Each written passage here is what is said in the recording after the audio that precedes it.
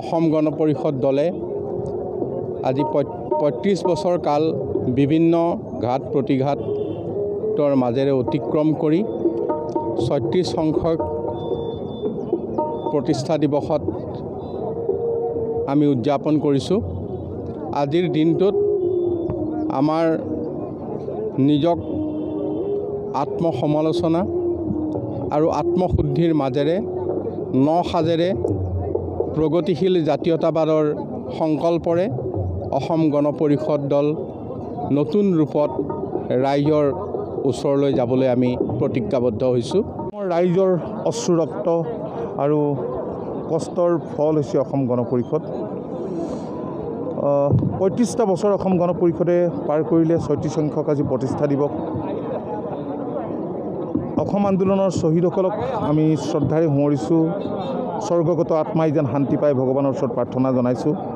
নিৰ্যাতিতসকলকো আমি শ্ৰদ্ধা জনাইছোঁ। দলৰ প্ৰতিজন কৰ্মকৰ্তাক আমি ধন্যবাদ আৰু কৃতজ্ঞতা জনাইছোঁ। হয়, সন্মুখত আমাৰ নিৰ্বাচন, মাত্ৰ কেইটামান মাহৰ পিছতেই আমাৰ ৰাজ্যখনত বিধানসভা নিৰ্বাচন অনুষ্ঠিত হ'ব আৰু এই বিধানসভা নিৰ্বাচনত আমি যাতে জয়ৰ মুখ দেখিব পাৰোঁ, যিবিলাক সমষ্টিত প্ৰতিদ্বন্দ্বিতা কৰোঁ, তাৰ কাৰণে দললৈকে পঠিয়াইছে।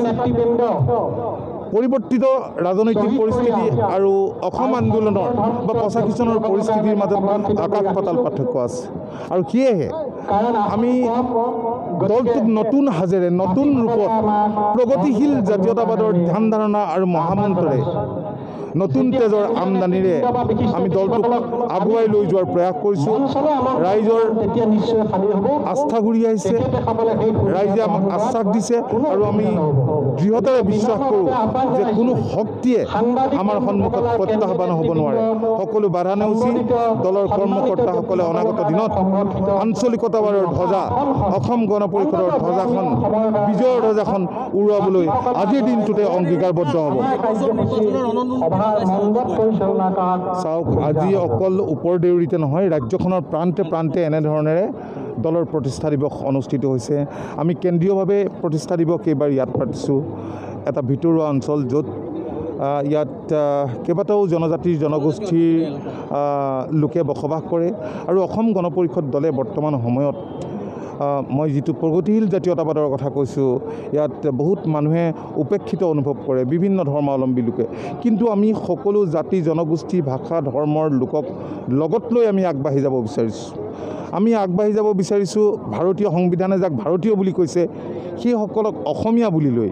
যদিহে সেইসকল লোকে অসমৰ ভাষা পানী মাটিৰ লগত নিজকে বিলীন কৰি দিছে, গতিকে আমি অনাগত দিনত সকলোকে লগত লৈ আমি আগবঢ়াৰ যিটো মানসিকতা, সেই মানসিকতাত আমাৰ দলৰ প্ৰতিজন কৰ্মকৰ্তাই তেনে দৃষ্টিভংগীৰে কাম কৰিব আৰু ৰাইজৰ আমি আন্তৰিক সহযোগিতা আমি কামনা কৰিছোঁ।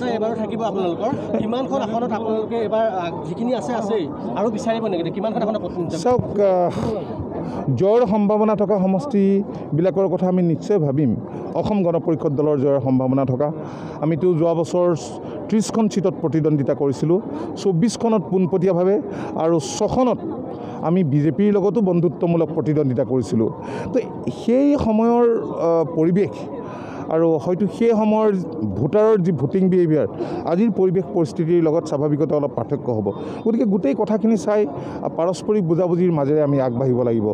অসম গণ পৰিষদ দল এটা আঞ্চলিক ৰাজনৈতিক দল, আঞ্চলিক স্বাৰ্থ ৰক্ষাৰ কাৰণে জন্ম হোৱা এটা দল। দলটোক বহুতে বিভিন্ন ধৰণে সমালোচনা কৰে। অভিধানত নথকা কেতবোৰ শব্দৰেও দলটোক সমালোচনা কৰিবলৈ কেতবোৰ শক্তিয়ে কুণ্ঠাবোধ কৰা নাই। তেওঁলোকৰ মতলব আছে, মতলবটো এইটোৱেই যে আঞ্চলিকতাবাদী শক্তি নিক্ষেপ কৰা, এইটো হৈছে মতলব।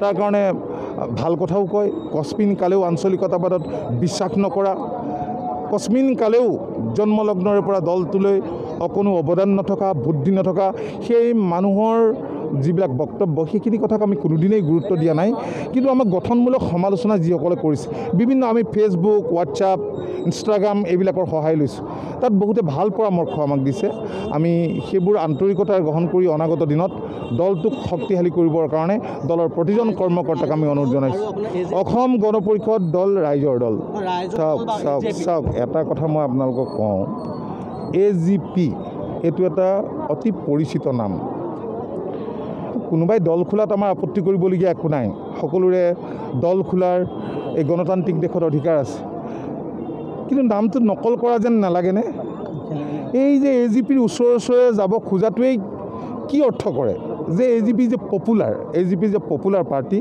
আমি যেতিয়া স্কুলত পঢ়ি আছিলোঁ আমি যেতিয়া স্কুলত পঢ়ি আছিলোঁ তেতিয়া সুলেখা বুলি এটা চিয়াহী আছিলে মানে বহুত পপুলাৰ চিয়াহী এইটো আমি সুলেখা চিয়াহীটোক আমি সকলোৱে জানো আমাৰ ছিনিয়ৰসকলে জুনিয়ৰসকলে জানে তাৰপৰা সুৰেখা বুলি এটা উলিয়াই দিলে যাতে সুলেখাৰ নিচিনাকৈ বিক্ৰী বাৰ্তা হয় কিন্তু নহ'ল গতিকে ৰাইজে সকলোবোৰ কথা চাই আছে বুজি পাই ৰাইজেই সঠিক সিদ্ধান্ত গ্ৰহণ কৰিব কাৰণ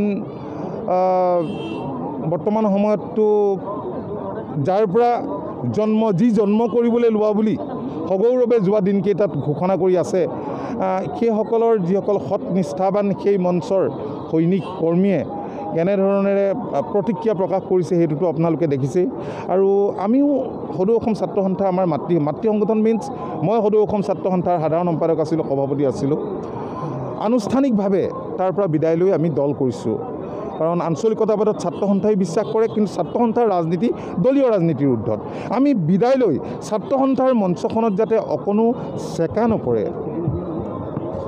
সেই দৃষ্টিৰে আমি তাৰ পৰা আঁতৰি আহি দল কৰিছোঁ এতিয়া যিখিনি কৰিছে আপোনালোকে গম পাইছে গতিকে ৰাইজে এইবিলাক চব পৰ্যবেক্ষণ কৰি আছে ৰাইজে কথাবোৰ সঠিকভাৱেই জানে আৰু সেইবাবেই নিৰ্বাচনত ফলাফল ওলাব